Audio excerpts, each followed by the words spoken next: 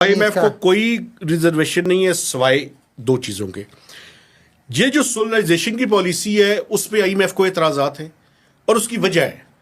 اس کی وجہ یہ ہے کہ اس ملک میں جس انداز میں چلایا جا رہا ہے پاور سیکٹر کو، مجھے کوئی شک نہیں ہے اس چیز میں کہ آئندہ 2 سے 3 سال کے اندر آپ قطاریں لگی ہوئی دیکھیں گے ڈسکوز کے باہر. ڈسکوز سے مراد ہے پاور ڈسٹریبیوشن کمپنیز.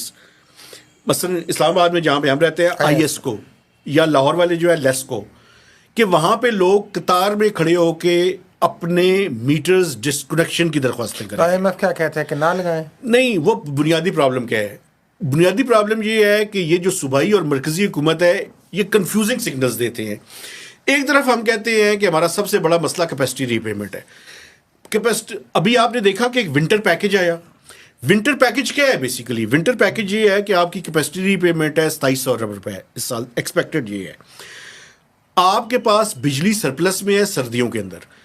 آپ اگر زیادہ لوگوں کو سولر جتنی تعداد میں امپورٹ ہو رہا ہے اور جس طرح سے آپ پروموٹ کرنے کی کوشش کر رہے ہیں صوبائی حکومتیں بھی اور مرکز بھی، اس کا نتیجہ یہ ہوگا کہ یہ کیپیسٹی ری پیمنٹ تو اپنی جگہ پہ کھڑی رہے گی، اور زیادہ تر لوگ اگر سولر پہ چلے گئے تو آپ کے بجلی کے بل جمع کروانے والا کون ہوگا؟ کوئی بھی نہیں ہوگا. اور یہ پیسے کہاں سے پورے؟ یہ پیسے کہاں سے؟ کیپیسٹی ری پیمنٹ سے حکومت اپنی جیب سے دے گی.